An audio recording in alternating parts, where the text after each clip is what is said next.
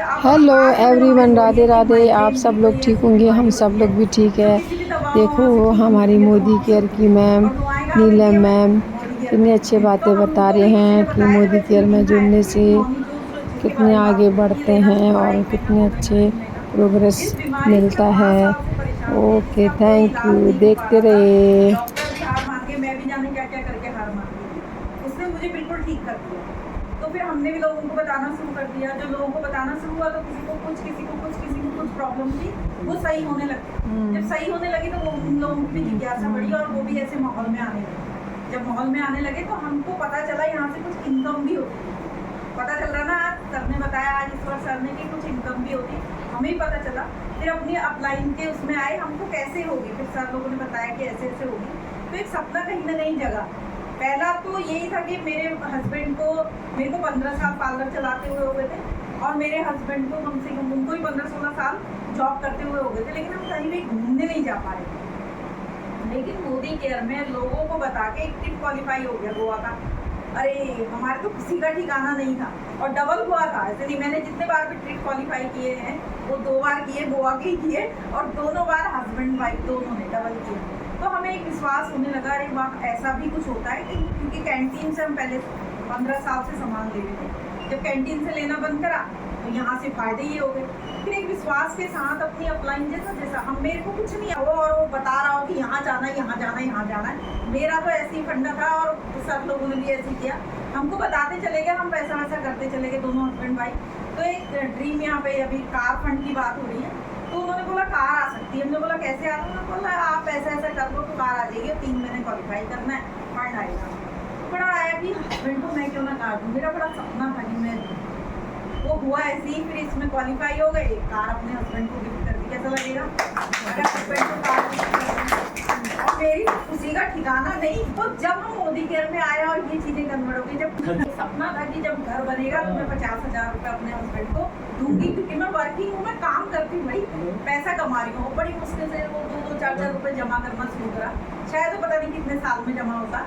लेकिन जब मोदी केयर में आए, हाउस फंड का में हम आ गए इसमें, तो फिर जो फंड आने लगा तो मेरे मतलब मेरे अकाउंट में इतना पैसा जमा हो गया था कि हम लोग घर देख रहे। कोरोना में, सर वो तो कोरोना की बात है, कोरोना में लोगों की सैलरी कट, मेरे हस्बैंड की आज भी कट रही है किसी रीजन से, तो वो कट रही थी वहाँ और हम मैं प्लान कर रहे हैं अपना घर। तो मैंने क्या किया, एक प्लॉट ही अपने हस्बैंड को गिफ्ट कर दिया। कोरोना काल में जहाँ लोग रहते हैं उसमें ज्वेलरी भी बनाई, बहुत कुछ किया। मतलब ये पावर थी मोदी केयर की, जो 15 साल पार्लर करने पे नहीं हुई, 15 साल मेरे हस्बैंड को जॉब करने पे नहीं हुई थी, सिर्फ हमने 3 से 4 साल मोदी केयर जम के किया था, उसमें हो गया। और आज की बात है, मैं तो बहुत सारी चीज़ें, हस्बैंड को कार दे दी, बेटे को बाइक दे दी, अपने को स्कूटी दे दी। और जब करवा चौथ आता है तो लोग अभी कितनी रील्स आ रही होंगी, देख रहे हैं कि ऐसा करना वैसा करना। और मैं क्या करती हूँ, अब तो अपने हस्बैंड, जब से मोदी केयर में हूँ तब से अपने हस्बैंड से गिफ्ट नहीं लेती करवा चौथ के। वो इंतजार करते हैं कि नीलम इस बार क्या गिफ्ट ये पावर हमको कौन दे रहा है? सिर्फ मोदी केयर दे रहा ना।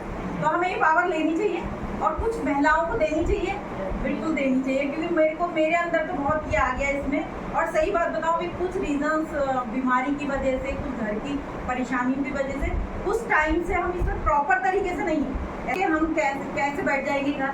और वो पैसा इतना फरता है, इतना फरता है, फरता ही बोलते हैं उसे, जो मतलब बहुत अच्छे कामों में लग जाता है। तो मेरे को तो लगता है मेरा पैसा जैसे बच्चे की एजुकेशन में लग रहा है तो अच्छे काम में, और बच्चों को सारे उनके ड्रीम्स फिल करने में लग रहा है तो अच्छे काम में है। तो इसके लिए ये पैसा काम आता है। कितने लोग हैं जो चाहेंगे ऐसा? सब लोग चाहेंगे। तो जब भी हम किसी को बताएं तो इसलिए बताएं कि उसके घर में गाड़ी आ जाए, इसलिए बताएं उसका घर बन जाए, इसलिए बताएं उसका स्वास्थ्य सही हो जाए। मेरा तो रीज़न ही एक ही था कि मैं चाहती कि मैं जिसको बताऊं ये बीमार है, ये सही हो जाए। और रियल में पता नहीं भगवान क्या फूकता है, हमेशा सुरेखा मैम कहती हैं वो सही ही हो जाता है।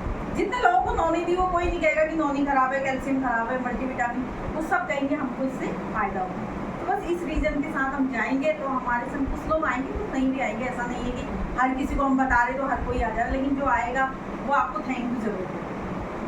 और ज़रूर थैंक्स करना चाहूँगी जिनकी बदौलत आज हम यहाँ खड़े हैं।